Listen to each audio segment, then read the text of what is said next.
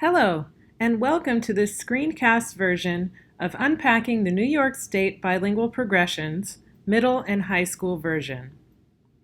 This information is brought to you by the Hudson Valley Regional Bilingual Education Resource Network, or the RBERN. We are a grant-funded entity of the New York State Office of Bilingual Education, and we provide technical assistance and professional development in the area of English language learners. Today's session will focus on unpacking the New York State New Language Arts progressions. We will understand how the documents are organized after we unpack them. We will also understand how to best utilize the New Language Arts progressions in instructional planning. And participants will also receive a link to a planning tool to assist as you begin using this resource in your instructional planning.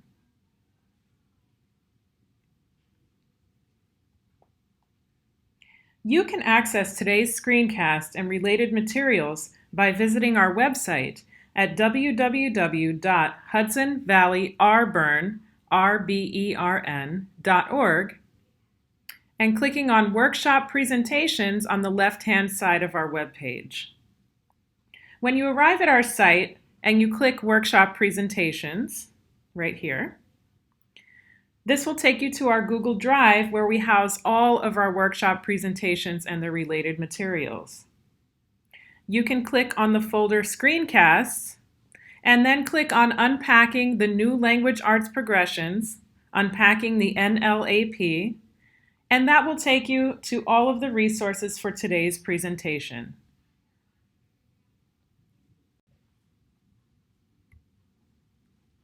So what are the New York State Bilingual Progressions? The Bilingual Progressions, also known as the New Language Arts Progressions, or NLAP, and the Home Language Arts Progressions, or HLAP, provide a framework for teachers to ensure that students in ENL, bilingual education, and dual language programs receive scaffolded, standards-based instruction. Today we will be unpacking the New Language Arts progressions, as unpacking the NLAP is the first step to understanding how to use any and all bilingual progressions materials. The NLAP and HLAP identify standards-based student performance indicators for students at various levels of language proficiency. These resources help teachers provide all students with access to grade-level content, regardless of their level of language proficiency in English. Now we will begin dissecting this document together. I first want to draw your attention to this yellow arrow. This link, bit.ly/rburn-nlap, which is case sensitive, so be aware of the capital letters.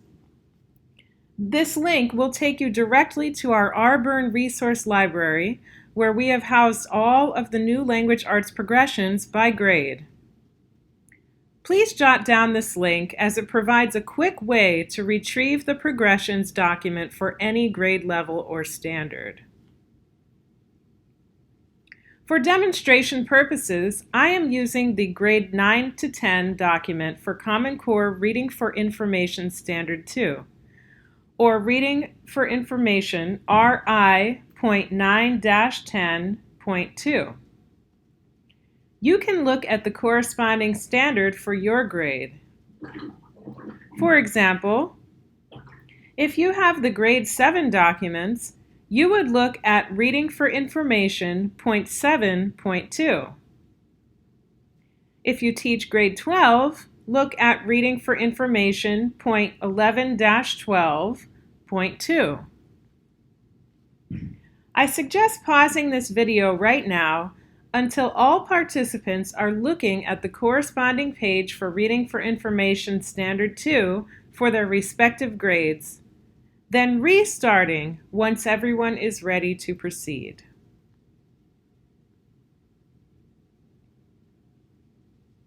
Now that we are all looking at our documents, I will start to unpack the document.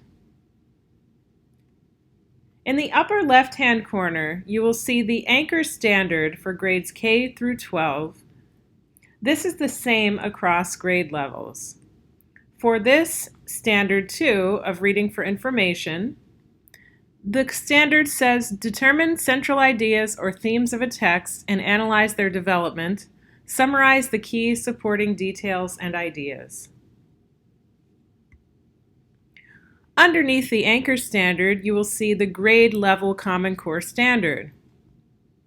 For this grade level, 9 to 10, the standard says determine a central idea of a text and analyze its development over the course of the text, including how it emerges and is shaped and refined by specific details. Provide an objective summary of the text. On the right-hand side, you will see what are called academic demands. These are basically the academic demands of this standard. You will see the main academic demand, which correlates to the Common Core anchor standard, and the grade level academic demand, which correlates to the Common Core grade level standard. Underneath the academic demands, in the next row, you will see the language proficiency levels as determined by the New York State NYSED test.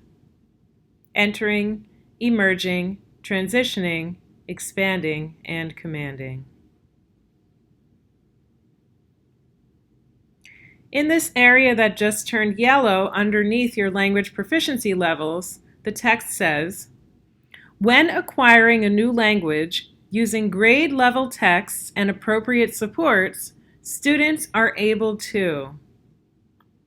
And then underneath that, you will see scaffolds for listening and reading, which are comprehension receptive level language scaffolds. Your appropriate listening activities and scaffolds for each level are listed underneath your proficiency levels. And right under your listening activities are appropriate reading activities and scaffolds for each level. Underneath your reading and listening scaffolds is a row that gives you the appropriate level of native language support that students can utilize when doing these activities. For example, your entering and emerging students, the appropriate level of native language support would be for them to approach the tasks in the new and or the home language, so they can approach these tasks in both languages. Your transitioning level students will approach these tasks in the new and occasionally in the home language. And your expanding and commanding students will approach these tasks in the new language. They will still need a certain level of native language support, such as bilingual glossaries and translation devices. However, they should be able to attempt these activities in the new language at the expanding and commanding level.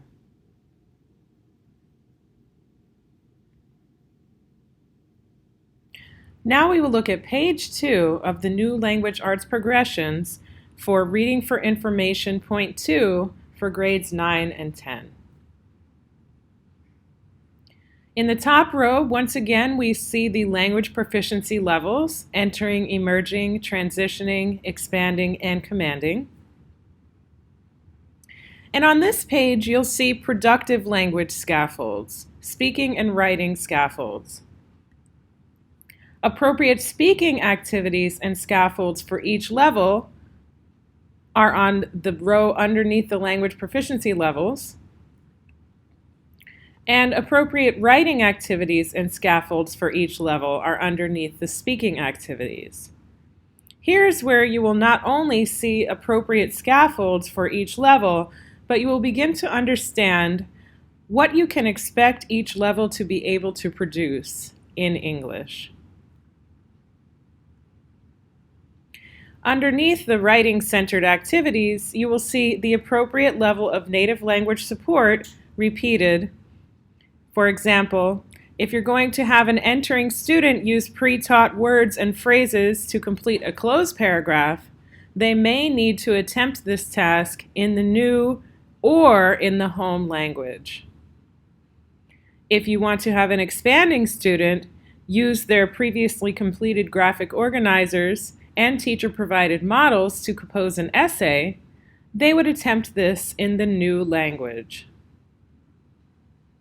Next, we will examine the last portion of the New Language Arts Progressions document for Standard Reading for Information, Point 2. Every standard is organized into the two parts we just saw and this remaining portion, which I believe to be the most effective portion of the document to begin using as you first start incorporating the New Language Arts Progressions into your instructional planning. At the top, you will see a repeat of the grade level standard and the grade level academic demand. Under the standard is where the New Language Arts Progressions list the linguistic demands of the standard. Meaning, if a student is to achieve success with Standard Reading for Information 9 to 10.2, these are the linguistic features the student will need to learn from you.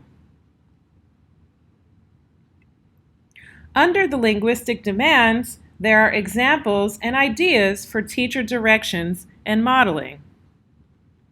For example, in the teacher directions, they state that in a small group or whole class discussion, students will analyze how a central idea is developed over the course of a text. The things that the teacher will need to do is identify words and phrases that have the same meaning and are repeated throughout the text to determine two or more central ideas, which they have placed in bold for the text excerpt on the left. In this excerpt, the words racism, color line, slaves, slavery are the key words. These words are repeated throughout the text, and when they are taught to students as a group of words, students will then be able to get the gist of what this text is about. Next, teachers would identify or use transitional words and phrases, which they have placed in italics. For so long a time, still with us, the beginnings of, and for the next 350 years. These transitional words signal the development and refinement of ideas and sequencing and chronological markers. So in order for a student to be able to explain the details of what happened in a text, they do need to be able to sequence the text and use chronological markers to explain those details. Next, a teacher would identify signal words that introduce details throughout the text, which they have placed with an underline in the text excerpt. Whether, but, even, in fact. These are the transitional words and phrases that move from one idea to the next in the text. And then teachers would need to use words that support summarization, such as, this text is mostly about, the main argument is, the main points the author makes are. These are the sentence frames that you would want to provide to students so that they can summarize the text in their own words. Now that we have reviewed and unpacked all portions of the New Language Arts Progressions document, we will briefly discuss how to begin incorporating the resource into your planning.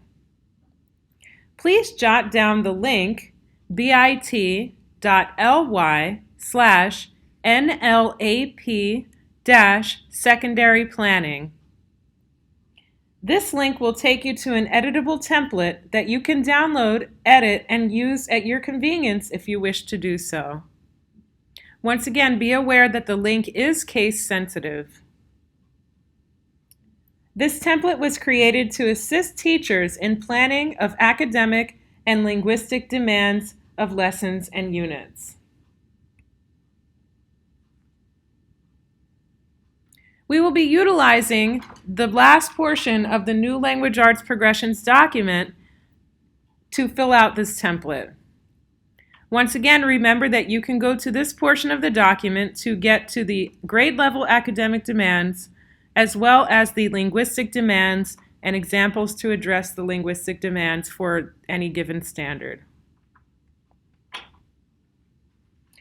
Here is a completed sample template using the same standard, Reading for Information, point 9-10.2.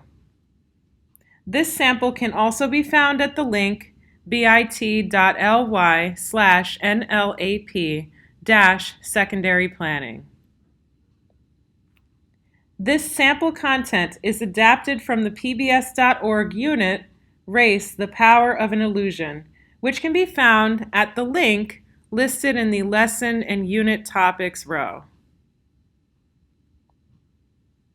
Under Lesson and Unit Standards, we have included both the Common Core Standard, Reading for Information, point 9-10.2, as well as the Next Generation ELA Standard, 9-10R2.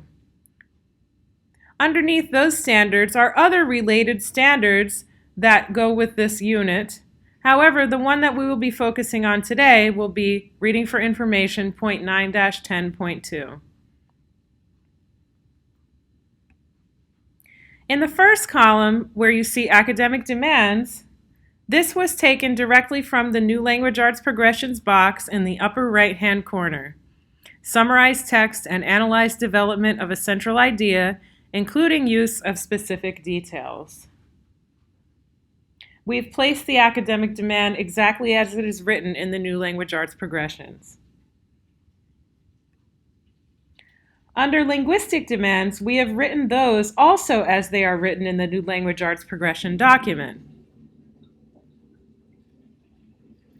Under activities to address academic demands, here are the lesson or unit activities you have planned for all students to achieve the standard. The highlighted portion is what relates directly to the standard Reading for Information 9-10.2, which says students will draw information from historical readings and related data and use this information to summarize for peers during a reading jigsaw. In the row Activities to Address Linguistic Demands, here is where you can take information from the teacher modeling portion of the New Language Arts Progressions and adapt it to your teaching style. For example, if this lesson were being used to address Reading for Information Standard 9-10.2, some of the language you would have to highlight may be the repeated nouns that identify the main topic, racism, color line, slaves, slavery, blacks. Then using a different colored highlighter, you could model how to identify transitional words and phrases. For so long a time, still with us, the beginnings of, for the next 350 years. You could use another colored highlighter to model how to identify signal words that introduce details, whether, but, even, in fact. And then to achieve the linguistic demand of using words that support summarization, you could post sentence frames in the classroom to help students use words that support summarization, such as, this text is mostly about, the main argument is, the main points the author makes are.